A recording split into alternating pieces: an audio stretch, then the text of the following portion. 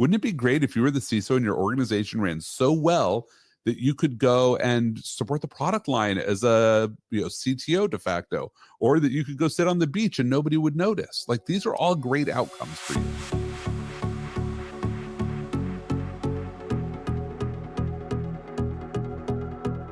Hi everyone, I'm Steve Tout, and welcome to the Strategy Layer, where we get real about what it takes to lead cybersecurity in a world on the edge. Today I'm joined by Andy Ellis. He's the former CSO at Akamai, a CISO Hall of Fame inductee, a leadership coach, previously partner at YL Ventures, and he's the author of his latest book, How to CISO 1.1. Andy's been in the trenches. He's operated at scale, and he's one of the few voices in the space who can distill deep security experience into clear, pragmatic leadership guidance. In this episode, we unpack one of the big ideas from his latest work, including how to think beyond the frameworks, leading through complexity, and showing up with clarity when it matters the most. We'll also dive into the zero trust paradox, how the language of distrust is clashing with the leadership that we actually need right now. And Andy shares his prediction for the next generation CISO. His answer? It might surprise you, so I hope you stick around to find out what he says. This is one of those episodes that will sharpen your leadership edge, whether in the boardroom, with your team, and with yourself. But before we dive in, my ask, please subscribe and leave a review wherever you listen to podcasts, and share it with a colleague. This has been a passion project for me, and I would love for you to join and help make an impact on our CISO community. So with that out of the way, let's get right into it. Just by way of brief introduction, Andy Ellis, you have a very distinct title of Hall of Famer as a CISO. Your current role is as partner at YL Ventures. Multiple CISO roles in your background, including at Akamai and others, which I think makes you an ideal guest for the strategy layer, because as the name implies, we're talking about strategy here. So, and you just announced about a month ago that you updated How to CISO version 1.1, and we're going to get into that. But before we do, in recognition of kind of the craziness and chaos and instability that's happening around the globe, this is a conversation for cybersecurity leaders, CISOs. Sometimes CIOs have that responsibility, and others in this mix. How do you go through a process of getting grounded in these uncertain times? Like, even just to get into the mindset to sit down with me for 1 hour means you have to shut off what's going on outside your doorstep. And is there a practice or a focus or some way that you can get grounded when the stakes are high and when it's called for? Yeah, so I think it really is very personal for how different people are going to react to that one.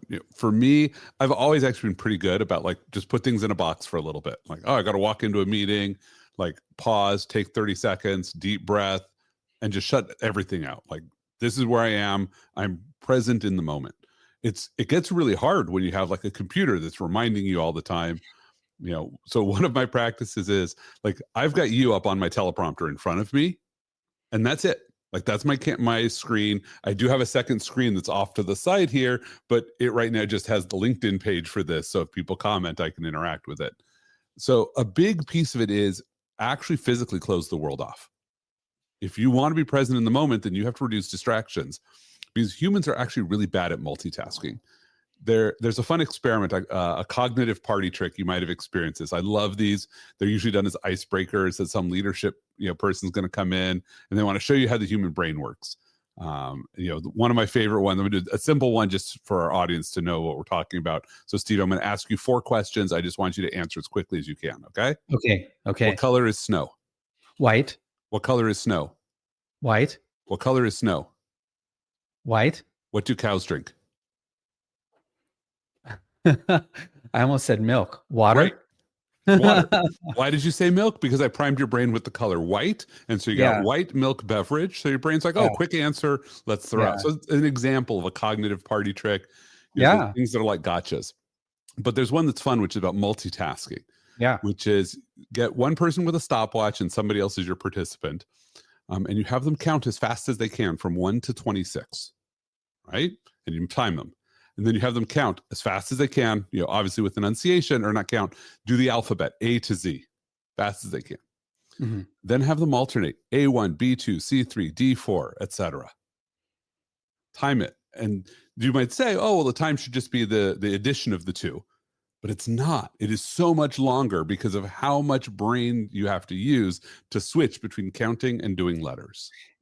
Is there a priming trick to get you into transition from a state of distraction into focus before you head into the board meeting or to an important conversation? Is that where you're going? Yes, that's what you have to figure out what works for your brain, and then don't let yourself get distracted. Don't pay attention to something else. And so I like to walk in and say, like, what are my goals here? What am I Mhm. trying to do? What am I going to have to reference? So I knew we were going to talk about how to CISO. So I pulled up the How to CISO website 10 minutes ago and just Yeah. quickly went through some of the stuff I had there to remind myself and prime myself. This is what we're going to talk about. Maybe we're going to talk about my book. And so, like, I should flip open my book and look at a couple paragraphs. So I've got things I can reference, that would come up naturally. But it's basically, priming your short-term memory with the things you're about to go talk about, rather than when the topic comes up, now you have to pause and try to remember what it's about. If you know what the meeting's about, you write down your success criteria, get the knowledge you need primed in your brain, and not just rely on the fact that, oh yeah, I'll remember that when it comes up. Where that then applies is you're also now dumping out the state of the rest of the world. So you can say, oh, the fact that there's a war going on and that I have friends in harm's way, like, it's always there a little bit, but for this meeting, that's not what the meeting's about. So I'm going to set that aside and Well, worry about things I can. I did less yesterday. I was processing, and as I always do, and I was thinking, man, I mean, this isn't, how do you like go and do some things that are not as high a priority when there's some really wicked things going on. So again, I think in the context of all that's going on, I appreciate you taking the time and the focus and that you've prepared. I think that leadership is such an important topic, and if we can give ourselves the time and the focus and Yep, discipline to improve on this, we're going to come out better on the other side to tackle what's really gnarly and some absolutely. bigger challenges. That's the goal. That's the hope, anyways. That's why I do this. I love it. Before we dive into the book, another thing that I couldn't help but wonder. I am an INTJ, and as I read through, from our prior interactions and your leadership style, am trying to assess this all the while. Like, I think you're an INTJ too. Am I correct in that assessment? So I'm one of those weird folks that I'm borderline. I'm borderline between INTJ and ENTP. But some of those are trained behaviors. My favorite thing is if you take the Myers-Briggs questionnaire, you look at just the IE, the introvert versus extrovert. Yeah, They're exactly half of the questions are about what you prefer to do, and half yeah. of the questions are about what you do. Hmm. And on the prefer to do, I'm a straight up introvert. What do I like? I'm sitting up in my attic. No other humans get near me. I would be happy to go sit on my couch and read for the rest of the day and not interact with another human. I'm totally fine with that. That's a great day for me. But I work in an industry and in a set of jobs where I'm the life of the party. You make me walk into a party, I'm not a wallflower because I'm at the party to engage with people. So I'm going to be the center of everything. It's a running joke. I'm on a nonprofit board, and every motion that gets made, I'm the person who seconds it. Why? Because that's my job. Like, I'm there. I have a bunch of rules. So I look like the extrovert. Oh my God, Andy's always involved. I'm like, no, I'm saving us 30 seconds of everybody looking around the room for who's going to second a motion. Like, nope, nope, I'm just going to go do that. So I I'm borderline IE, and similarly, I'm borderline, JP of I really want to judge people, but I try instead to meet them where they are and see them. like I said, an introvert through and through. But there are times when I feel so compelled by the mission and by the work that I don't get out on a stage because I like the limelight, or I don't talk on forums like this because I love to hear my own voice. In fact, I'm kind of horrified by it. And then I have to go edit these things afterwards. But I shut it out because I focus on the mission, and there are people who learn. And any case, that's a little sidetracked there, but not so much. As leaders, I think self-awareness, preference, leadership style, how we have to adapt in moments of need and moments of crisis are important skills. Absolutely. And it's the foundation for great leadership outside. Is you must first understand how you behave, how you're going to be different, because then you have place to build empathy from. If you understand introversion and you understand that that's not the normal, that like, oh, normal is something else. Now you can deal with the fact that the normal for some, that so you have somebody who's an extreme extrovert. And so just in the fact that you say, well, I know that I need quiet time, but I'm not the normal. And I have other people who also need quiet time. But now I can accept that there are people for whom quiet time is painful.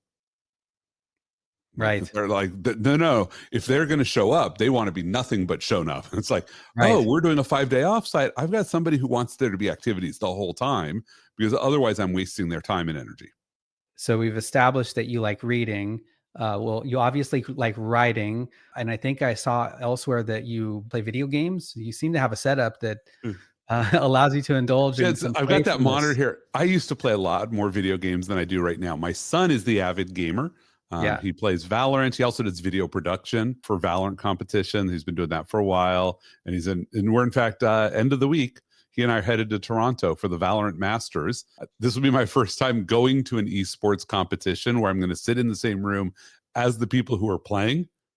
It seems like a very interesting thing. I can't wait to see like what that vibe ends up being like. That's cool. I'm into game theory. I used to play games as a kid, but I'm Yep. more intrigued now by the game theory in real life, and then layered in with like the math behind it, and very fascinated by that. And I think some of that, as we kind of shift into your thinking in your book, what I find is a very pragmatic. You talked about architecting environments, and there's a kind of a very famous illusion. Before we were talking about auditory illusions, now there's a visual that if you look at this figure, right, you can see like the figurine, but it's in black and white. So if Yep. you defocus on the figure, you see two faces. Right. So they're And candlestick or two faces, or there's a yeah, lot of different ones that do that. Yep. yeah. And I think that's, as I shift into talking about your book, and this is what I talk a lot about too in my writing and consulting, which is the background variables matter quite a lot. Yes. And if you focus on, you cannot isolate technology. Tech is great. Zero trust is great. Firewall, well, maybe firewalls are not as great as they used to be. And we could just create that list, right? But as we look at the first 91 days of the CISO's role Yep. and beyond, how much more than technology this job really entails. Getting into that, I'm going to just, for context setting, I'm going to bring up this book view that I have. Well, I'm just going to, for the viewers, I'm just going to show Yep. these books. So Andy, you wrote this 1% leadership.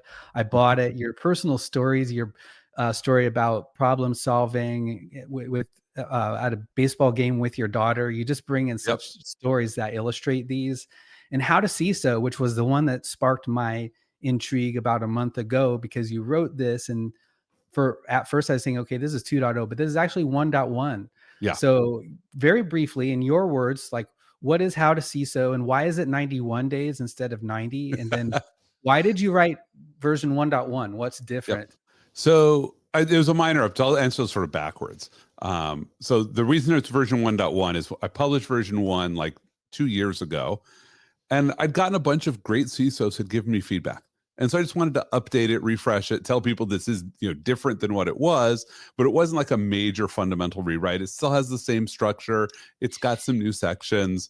And I still have more work to do on it. It's really what 1.1 means is I have a vision for what 2.0 might look like, and I'm not yet close to it. So, and it will take a while because this is a series of books. And let's come back to what is How to CISO.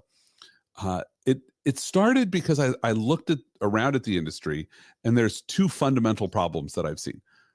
One is that a lot of the content that's aimed at CISOs, whether it's people who are currently CISOs or looking to become a CISO, first of all, it's all very ephemeral. When I wrote this 2 years ago, there were like 7 LinkedIn posts about the first 100 days or the first 90 days. Those are all gone for all intents and purposes. People wrote these posts, they went viral. Nobody can find them now. So we're losing content because it's ephemeral. And then the second problem is, a lot of the content gets written by people who, have a commercial motivations. Oh, I want to drive clicks. Like I wrote this when I was at Orca. Absolutely. The marketing team wanted it to drive clicks. there were occasional battles about what the content was, because I wanted it to be, this should be just evergreen, amazing content people want to read. And the fact that it drives click is almost secondary to that. So that's sort of the goal for How to CISO, is relevant content written by a CISO for CISOs and potential CISOs. Why the first 91 days? Well, first of all, it's a quarter. It's 91 days. But the reason that I use it is I think that people do the wrong thing from an SEO perspective, which is they try to write to capture what people are searching for. But so is everybody else. So now you're just in this race to farm a couple of clicks that might or might not matter. I like to write content that people know they can come find. So if you Google CISO 91, I'm pretty sure that's what comes up. Like literally, I own the term CISO, and the number 91 is me, because I was the first one to use this. If you search on vendor rebuff, you'll get me. Like that's a post I wrote like 13 years ago. So I'm a huge fan that if you know what you're looking for, you should be able to go find it. And modern content management strategies have made that almost impossible, because nobody wants to have these unique titles. Like Google the death of the CIO. I come up pretty quickly on that one, because it's like, write these things that are going to catch the imagination. Love it. I think that's brilliant. I had just written a book as well and used a similar technique. I don't think I was quite intentional. I was just trying to, maybe make it memorable, but I guess there is a science there that I haven't thought as much about as you have. But right, to be memorable, you have to be distinct as well. Right. And so it's like, hunt for the things nobody's searching on. For 1% leadership, I had a publisher involved, and they had got a lot of say in the title there. So we ended up with something that, was still relatively searchable, but not as distinct as I was hoping for. And we have, so you're evolving your thinking here about 1.1. And by the way, I was reviewing the website, and I think if anyone's interested in the book, it's for free material. Yeah. It's some of the most valuable content and a short read that you'll find online from someone with huge experience and wisdom to learn from. Thanks. So, but you have a series of books. There's also some on how to apply zero trust to the clouds on the How to CISO series. Yeah. I think so what I did is I basically have like 3 layers of things I'm writing. So one is what I call the volumes, which are the very big topical. So volume 0 is the idealized CISO job description, like everything you might get asked to do. Right. Volume 1, we just saw your first 91 days. Volume 2 is too long. I haven't published yet. Like my long format, it's still too long. So it's like 40 pages, and it's like how to measure and manage risk. How to like talk about risk and what's the language. And it's like, let me walk you through every risk scoring methodology everybody has ever used, what they're good for, what they're bad for, why they don't really work, but why you might use them in your organization. I want to get that one out a little later this year. So that's probably my next big project. So we have the volumes for these big topical issues. And then I have these handbooks, which are, hey, let's just talk about, what does zero trust mean? Right? What is SaaS security? What is AI? Let's like primers more for probably people who are mid-career, but also it's great refreshers for CISOs of, hey, when I talk about zero trust, what am I really talking about? Oh, minimize unused privileges, make it hard for people to steal credentials. Like it's only a couple of things that really matter from a zero trust perspective. And then tied into that is, how do you apply these in different environments? On the topic of zero trust, we briefly, and maybe I just opened a can of worms on the tail end of our last conversation. In this particular book, How to CISO, you don't talk a lot about zero trust per se. This is more about the leadership aspect. And in your other book in the series, you talk a lot about ZT for the clouds. Before we dive into this, and just to give you an idea of where I'd like to go with the conversation, I've just outlined in David Letterman style the top 10 unique insights from Andy Ellis's How to CISO. And I want to walk through each of those 10 with you. I love it. Within the rest of the hour. But before we do, one thing that's been sitting on my mind and a lot, like one of the sections in a book I just wrote, I talked about the paradox of zero trust. On one hand, you have systems that we're trying to, and I don't disagree with this methodology or this philosophy, right, about the need to avoid or not having zero trust implicit in systems. Yep. But on the other hand, we live in a world where you're not going to have zero trust nirvana or perfectly across the enterprise because everything's changing all the time. You live in a world of, in some places, zero trust maybe isn't needed. And so the cost or, expense or effort to do it, doesn't justify doing it. But then when you toggle how trust is more or less the currency of business, and you do talk a lot about trust as a framework and leadership in this book, which I love. Do you see a paradox here where there are some CISOs or cybersecurity leaders who carry over their zero trust mindset into their interpersonal relationships? And does it affect trustworthiness or can it undermine their efforts to build trust in the boardroom or with their peers? So I think it really does, but it comes back to what's actually the true paradox of zero trust, which is people actually are not trusting the right things. And that mindset comes in because people who are rolling out zero trust end up in this model where they say, I don't trust the user. And everything becomes about how do I stop trusting the user, because all users are adversaries. And it just sort of ends up in the state where you're so paranoid and angry and adversarial about everybody that it walks into your interpersonal relationships. All that zero trust was, and look, I get to say that I think with some authority what zero trust was, because Akamai built the first zero trust platform. Like for ourselves, we were building it. Google was building it. I think Heather Adkins is the godmother of zero trust, but I'm a close second as the dad of zero trust. Like, yes, there's a white paper about zero trust, but the actual practical implications of what we built, and what we built was trying to say, applications should not have implicit trust. It shouldn't be that, because you're on the internet, you get access to all of our data. Like that was the world we all lived in, was that computers trusted anybody. But that was in a world in which the easiest way to compromise an entire company was to compromise one administrator. And as people have rolled out zero trust, they've forgotten that. The problem was not the user. The problem was the systems trusted each other and trusted the admins. The user has never been the problem. They're just a side effect. So when I talk about zero trust, and I pulled it up here just so I remembered what I have 3 principles which shock most people, because I don't talk about like monitor everything that your users do. Very simple. Individualized strong authentication. You should know who is doing a thing, and by who, that's not a human. That's a set of a human and some computers. The computer I am on is part of me. It is not part of something else that's proving I'm me. You have to trust that I'm here with the computer. Like there's some things you might do, but the biggest challenge is if I've got a bunch of administrators who could log into my machine and do stuff, you never know if it's me, because that's the second thing, which is limit the assumption of privilege.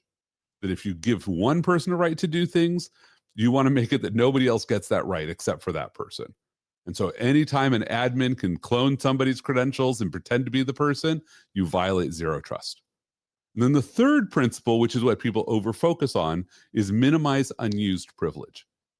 And most people know this is least privilege. I hate the word least privilege, the phrase least privilege. I've hated it since the day I started in cybersecurity. Why? Because it immediately creates tension between us and the business. If I say least, and yes, I'll put after it, but to do your job. But nobody believes the but. What they hear is you're taking away my rights. No. I just want to minimize how many of your rights you're not using, which is either let's maximize you using rights. Let's figure out what you need and give it to you. But what I care about is the stuff you're never going to use, the fact that it's sitting and provisioned. So when somebody does assume privilege, I have a risk. That's it.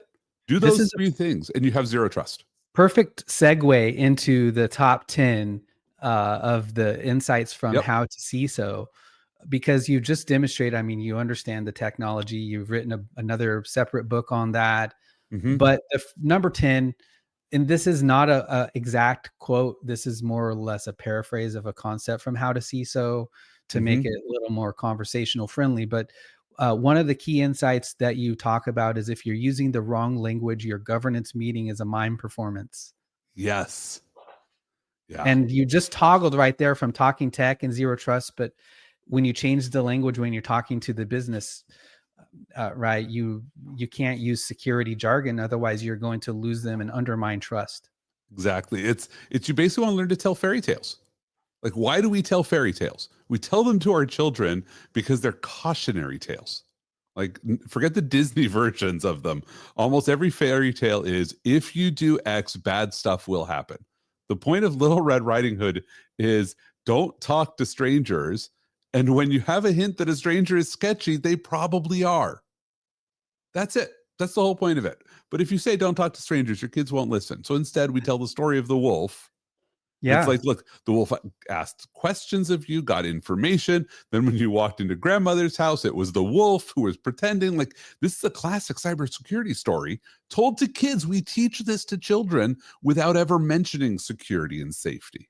That's what we have to So, do in the boardroom.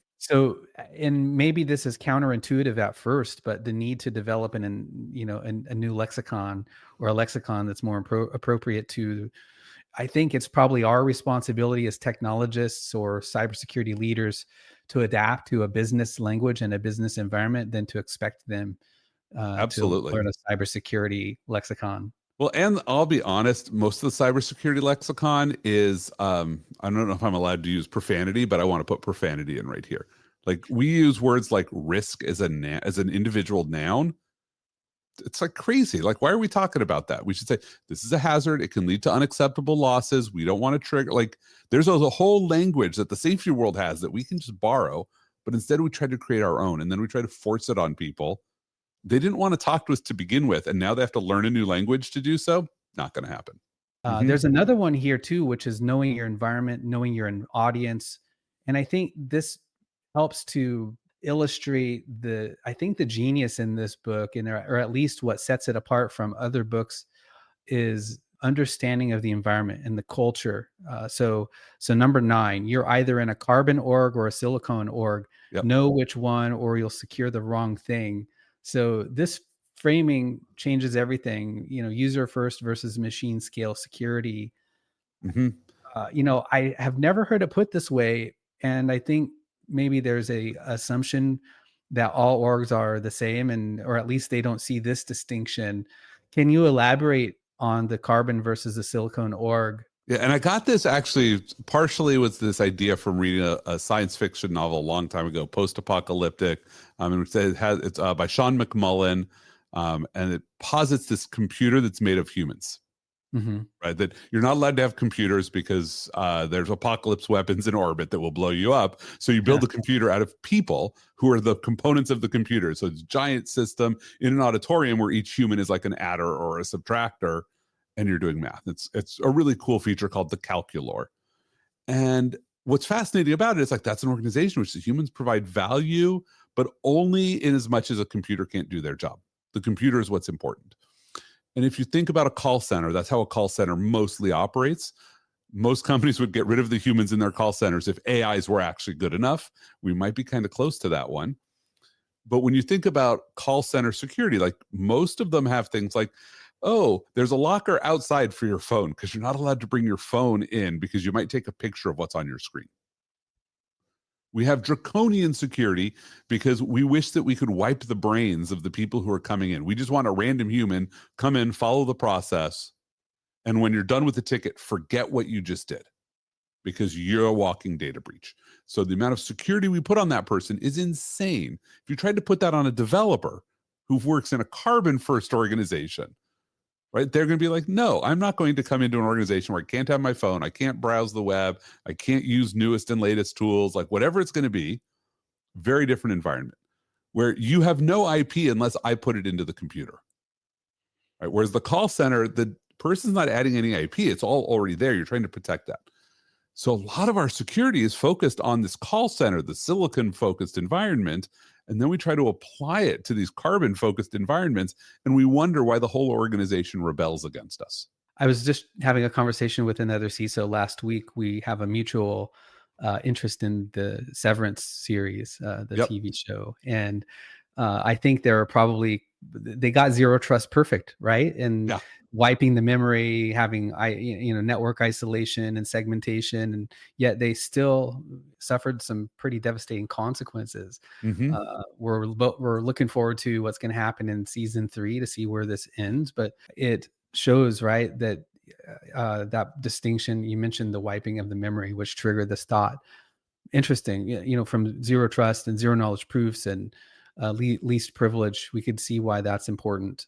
Yep. Um, But it doesn't work in most environments. So the wisdom here is understand the environment that you're in and what security strategies are going to work and what are Yep. not. And hopefully this comes as no surprise to you and that you've pre-figured this out before you accepted the job. I hope so. But most people haven't. Like, especially your second CISO job, I think is the hardest for a lot of people because they figured it out in the first job, but they haven't yet figured out which parts are repeatable and which parts were unique. And so now they switch. And so that's one of the really groups that I wrote the first 91 days for, was to say, hey, when you switch jobs, you have to figure out all the ways this job is different than your last job and how that's going to affect what you do. Because while you want to focus on what's common, that's actually what's going to get you in trouble, is if you think you can apply a practice from your old job into this new environment, that's going to blow you up faster than anything else. Well, coming back to the topic about keyword and SEO and making sure people know what they're getting into, I almost, and maybe this is feedback for you, but you do say 91 days. I almost think that framing this live stream as a conversation with Andy Ellis about the first 90 days may give the impression that we're targeting first-time CISOs or someone trying to break into the role. I've gone back and forth on that one. Like, how do you do it? And I just decided at some point you over-specify.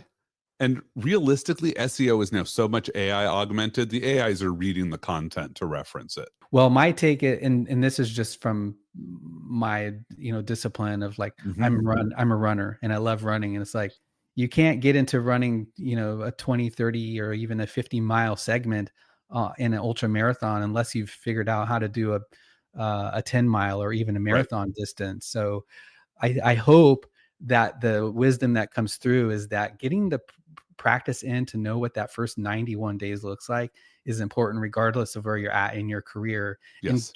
And the more times that you repeat it, I hope that the better you get at that first 91 days, because they're quite consequential. Yeah, and I've had people read this who are not CISOs and that love it. They're like, oh my God, I just changed jobs. I'm a product manager. And about 80% of this was applicable to my job. I'm like, great. I didn't necessarily use the right language for you, but I'm glad that was effective, because there are a lot of things that are like, oh, you come in, you should learn what all your tools are. You should learn how the organization works.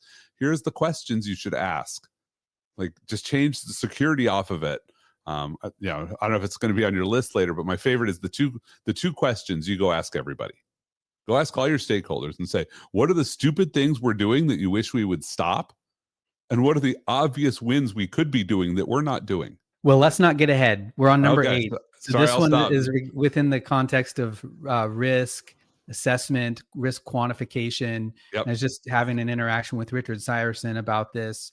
I don't think we have a disagreement. Oh no, we have a disagreement here. I'll be very honest. I think there may be a disagreement bubbling up between myself and Richard, and I'm just trying to find a way, look beyond the CISO as a risk translator and looking at this next generation of CISO and what that job entails. Maybe we can get to that, this next gen CISO, which is where I spend a lot of my time thinking, and it's why I wrote the book I wrote. But number 8, don't just look for assets. Ask what would make this company's worst day. If you talk about, if you reframe risk by starting with unacceptable losses, not inventory, it puts min-max and maybe even a more strategic way than just running Monte Carlo simulations. Thoughts about this? So this one is, like, I have a lot of issues with risk quantification. This is not one of the places where it does it. I do know people who are risk quants that always start with assets, and then like, you're trying to calculate the damage to an asset. I'm like, just skip the asset. Let assets a hint for you. Just let's talk about unacceptable losses and damage. And the example I like to use, because this all comes out of the safety world. Like, this is not novel language. This is how complex system safety people think. Is take an airline, right? You've flown on planes before, so you have some passing familiarity with airlines. What are airlines' assets, right? The planes, fuel, gate times. Like, there's a ton of assets. Reputation. What is the greatest unacceptable loss for an airline? What's their worst day? Lawsuits. Nope. Lawsuits are not their worst day. Killing people is their worst day. So much so that when a passenger is alive, the phrase for them is packs, short for passenger. And when they're dead, they're souls, right? Plane crashed with 75 souls aboard. I don't say passenger. Like, the industry takes it seriously. Like, this is how they think. It's not an asset. They don't say, oh, we own these humans. They know their biggest unacceptable loss is crashing a plane and killing people. They got it right. And now everything flows from that. So that's the language that matters. And obviously, you don't want to walk into every organization and say, our worst thing is killing people, because most people don't believe that. But you have to figure out what are those unacceptable losses that will resonate with everybody. They're like, yeah, that's what a bad day looks like. Yeah. Well, in Richard's defense, on this one particular, there is a slide where he shows, pushing beyond just a valuation of assets, that a worse day could look like the company loses 33% of its valuation. Right. But that's the problem, is that is still an asset, folks. Your valuation is an asset. Okay. Like, this is what we're worth. Those are hints towards what you want to talk about. But let's just be honest, like, losing valuation in the stock market, not actually that bad of it. Like, everybody's going to hate it, but we've all seen the rebounds. The unacceptable loss, we breached customer data. That's unacceptable. Like, okay, what is that? What do those phrases look like for your board? While they care about dollars, you're a CISO. Unless the CFO is talking about the dollars with you, you don't have credibility. How do you translate that insight into operational strategy once you've assessed what the company's worst day looks like? So I like to look at, when you talk about risk management and your risk strategy, is one of the biggest challenges people have is they try to have a one size fits all. Like, this is the way I score my risk and I talk about my risk. The reality is, if you think about the risk 9 box, it's really a 5 box. There's 4 corners and everything in the middle, right? And so one corner is high, like things that are very likely to happen and are very bad. We call these incidents, by the way. If you have something that is like that, you don't have to do risk scoring. It should be really obvious to everybody. You get to say, wow, we're losing $1 million a day because people keep stealing stuff from us. Let's stop that. This is not a conversation about whether you should do a thing. It's a conversation about what are you going to do fast to solve this problem. So you're not walking in trying to do exact risk calculations of how much money you're losing, because people know it's over $1 million. Like, that's noticeable. And so whether it's 1 million or 2 million, like, go stop the bleeding and then we'll worry about it. So don't do risk scoring for that. At the far corner is the low. What I think of is the debris on the street, right? And I go to Tel Aviv a lot. And if you've ever been to Tel Aviv and you go like to Nachalit Binyamin, especially around Rothschild Boulevard, it's where all the nightclubs are.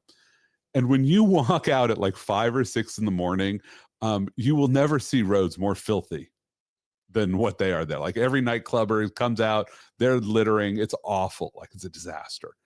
Can you imagine trying to count them to say, well, how dirty are our streets? Oh, there are 1,035 pieces of litter.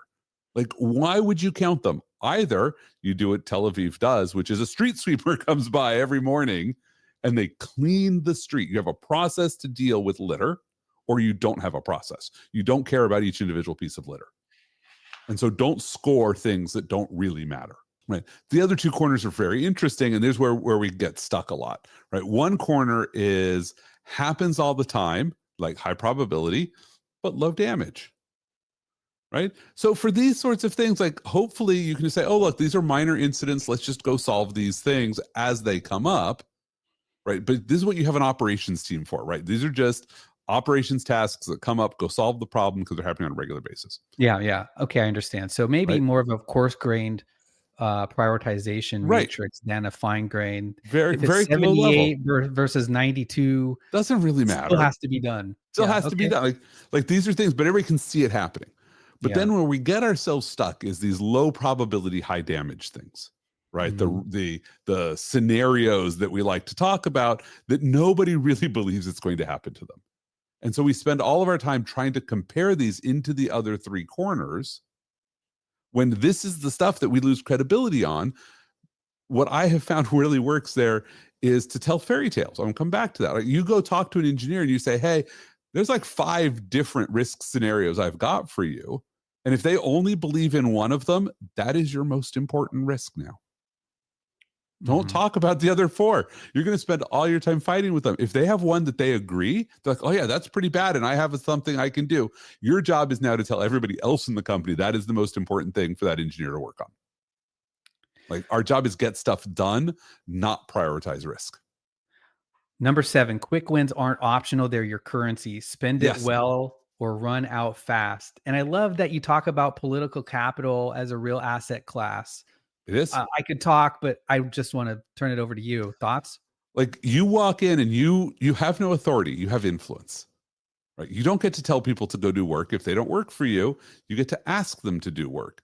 And so when they see that you successfully ask to do things that are easy and get successful, and then most importantly, you celebrate them because nobody else does.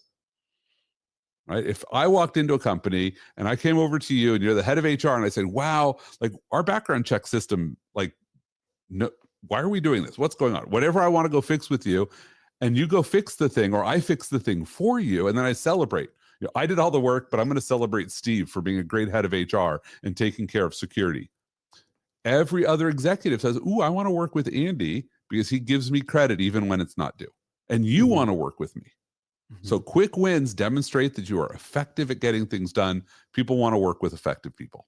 And it ties back into trust. And you talk about Yep. that too, right? Which is you don't earn the right. You talk a lot about active listening. Yes. And in order to earn the right to lead, you have to build the trust.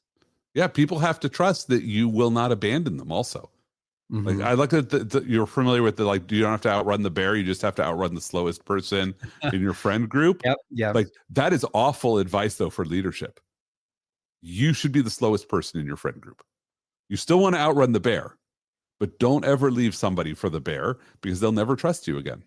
Yeah. Good point. Okay, so we're going into, we talked about risk and we couldn't talk about risk without compliance. Yep. You don't own compliance. You're the product manager for the org's regulatory features. And, my side commentary on this, just a simple little change the way you view things allows a CISO to go from being reactive and a footnote to suddenly being strategic and aligned with the business. So talk about that, right? There's a lot of talk now about, compliance doesn't equal security. But when you look at, if you're just talking about being like ISO 27001, but when you expand out and look at regulatory features across the organization, now you're thinking big, and like a CISO needs to think, right? So you always have to think big, but the real secret is that there's some compliance that is, oh, there's a regulator who's just going to show up on you. But for most companies, they're compliant because they want to sell a product into a specific vertical. Okay, that makes compliance a product feature. One of my favorite days was when a product manager came in and said, like, look, I've got this feature, but I don't want to do this thing, which was for PCI at the time. And I said, okay, you don't have to. And they're looking at me and they're like, you're going to bless this at product launch? I said, yes, as long as you put in that you're not going to sell this to the commerce sector. And the product manager's like, what are you talking about? Of course we're going to. I was like, no, you want to be in the commerce sector, you need this feature. That's the product management piece of it. And we're going back and forth. And I said, let's have this conversation with your boss. So we ended up the president of products. And I'm like, this is not me saying you have to do this. This is our customer saying you have to do this. I'm just the product manager for the feature set that is PCI compliance. And you just illustrated the next gen CISO in one answer, which is you're no longer, it's not compliance focused, like from an IT security perspective. You are now suddenly concerned, what is the product experience going to be like for your customers? I love it. Number 5, you're not just joining a team, you're inheriting a political drama mid-season. I loved this one. Yeah. I think that it's, I mean, I don't want to add commentary here. I just want to give you a chance to elaborate. Did I actually use those words? Because I love those words, but I don't remember writing them. I think those are some of those might be a little bit like here. Now I got to go read, see if I. Yeah, it's a reframe, but I love your framing, by the way. That is even better than what I wrote. So that might go into the next version. You inherit a team. First of all, you have people who wanted the job. Like they wanted your job and they didn't get promoted. You have to figure out who that person is. Who did the previous CISO, if there was one, who should they have fired and replaced, but they didn't? Your words were about the narrative arc. You talked about the narrative arc, is understand what this narrative arc is that you're walking into so you can see where you've been, the sociological experiment, Right. if you Are you the will. first CISO? Are you a replacement CISO? Like, what is going on here? Because everybody has expectations of you that are not about you, but about the narrative that you're walking into. Right? You might be being hired to let go half of your team, and nobody will tell you that until your first day. I think this one speaks for itself, and there's a lot more we could talk about. Yep. And we're wrapping up on our final 10 minutes here. Time flies when you're having fun. We have four more.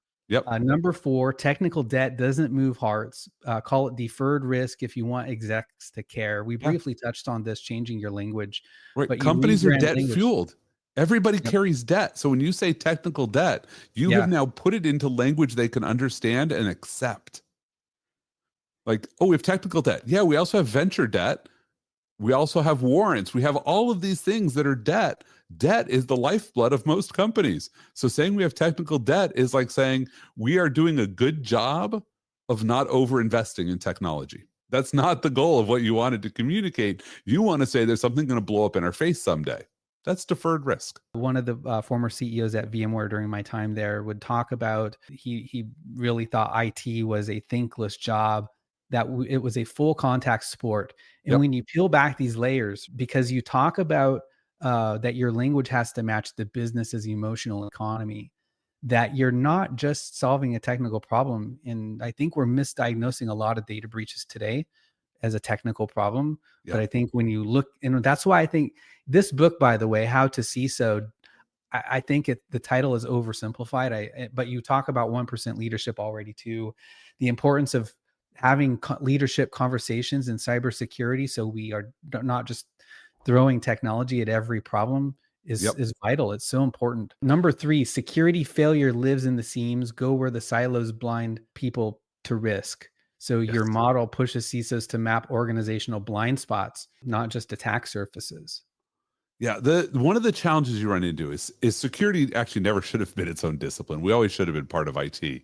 But the CISOs had a blind spot, or the CIOs, right? The CIO's job was save money. So they were the personification of the 80-20 rule. And so CISOs showed up in the 20%. Like, oh, we'll go get this stuff done that nobody else is doing. So lean into that and recognize that where two organizations are working side by side, each of them thinks the other one is covering a problem. They're both wrong.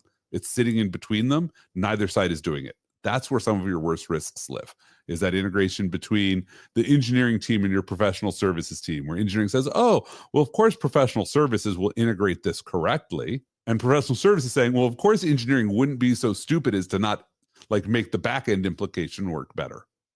Love it. And for those interested, I've had a couple of weeks here to prepare for this conversation. Andy, I've found you also have a very, you pronounced the CIO role dead, and you have a blog post where someone can go on howtociso.com. I think I copied it there. It's also it was originally on CSO Online, but I have a deal with them where I can syndicate my own content back. Perfect. So on that topic, the CIO CISO partnership and Andy pronouncing the CIO dead.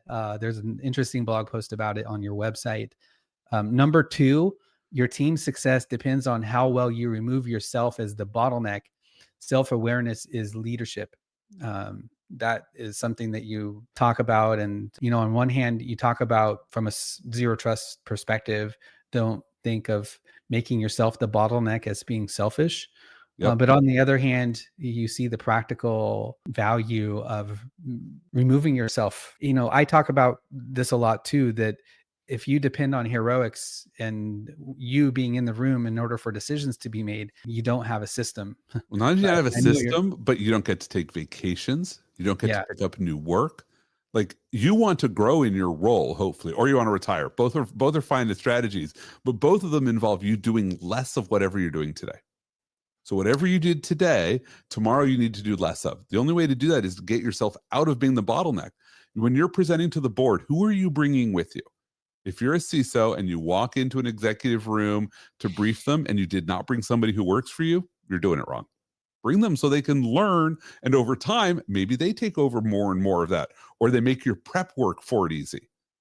Like, I know CISOs who spend 30 hours prepping their board briefing and nobody sees them do the prep work. No, Well, everybody should be part of you doing that prep work, and here you deliver it so they can prep you faster. with AI and a tool that I have built or am building, I think there's a ripe opportunity. And I'm not the only company. There are other companies who are taking the labor out of that prep work for Mhm. CISOs to not just look good in the boardroom, but be effective. That would Uh, be fantastic to see. But even if you're having AI support you, like who's doing the writing the prompts for it, who's collecting and mhm, reviewing to make mhm. sure there's no hallucinations.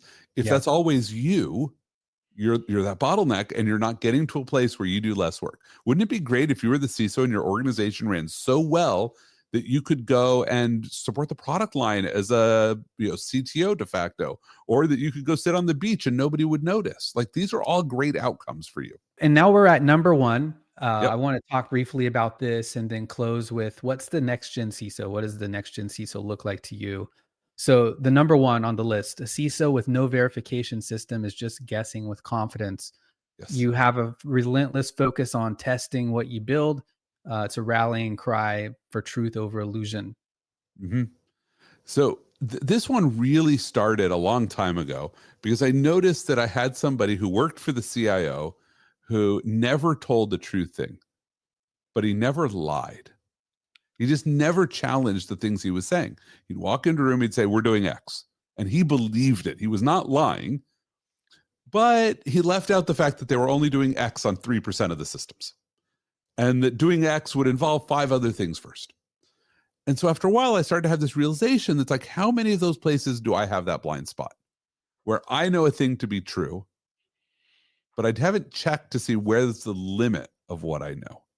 Mhm. And as a CISO, I think that's what's really important. When someone says, "Oh, we are doing X," you need to be able to say, at least in your head, that is not true in the following 10 ways.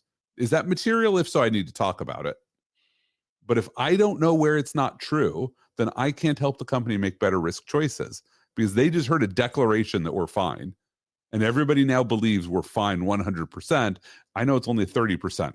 Does the 70% matter or not is the value you provide. But first, you have to know where the limits of that 30% are. I think this is really exemplary of the sign of the times, and also comes back to the importance of trust, right? Does the board trust the CISO to be complete, thorough, accurate? Accuracy, maybe being, Yeah. not telling a lie is one thing, but is it accurate is another way to look at it. And you have to trust that the CISO is going to be accurate as well as correct, Yep. because there is a difference. There is a very big difference, and a lot of people miss that one. We could spend more time talking about it. As we wrap up, Andy, I'd love for you to just take a minute or two to share your vision for, and maybe this is going to become version 2.0 or where this book is going, but two-part question. What surprises you about how CISOs are set up to fail? And what would this, if you could just compose this next generation CISO? I've framed it like the first gen is the technician. hmm The second gen is the risk translator, and then this third gen or next gen is the value creator. Someone that's more business focused. And I just wonder, where are your thoughts right now about what this next gen CISO looks like, and what's expected for the next 5 to 10 years? So I think that the next gen CISO is actually going to be the CIO. I know I've pronounced the CIO dead. That's just because it got some extra clicks. I actually think that the direction of business is the CISOs are going to own what's left of IT. And that's really a powerful place to be because you now control a lot of the business. And so if you can show up and it's not just that I own IT as a cost center, that's going to suck, but that I own IT as a way to run the business better. I own all SaaS services, whatever it's going to be. Like, how do I take my support for the business, do it safely, but help us make a lot of money too? I love it. And there's this idea as well about the CISO's future belonging maybe as a CTO embedded in the product. Exactly. Because if you have that technical background, it's hard to transform into because once have tech in your DNA, you're always going to have technology in your DNA. So I've posited that maybe the next gen CISO is a CFO. I love hearing that the CIO is, and that seems to be aligned with my thinking as well. Andy, I've enjoyed this time. It's been an hour, and it just flies by. Before we leave, any thoughts on your mind about what's next? Maybe for you for the summer, or for listeners who want to dig into this deeper. Yeah, so I think I'm going to be working some more on the how to CISO stuff. I really want to get volume 2 out. Probably there's some handbooks I'll write as we're going along. Considering starting another leadership book. We'll see where that goes. And then I'll be doing some consulting on cybersecurity and marketing and leadership, in the startup and the not startup world as well. Well, I'm looking forward to it. If the new book comes out, would love to have you back. But Andy, thanks so much for your time. I appreciate it. Thanks. Enjoy the rest of your week, and thank you everybody for joining. Hope you've enjoyed the session. It will be posted on the strategylayer.com and on the website for replay. Please share it or subscribe. I appreciate it. Thank you.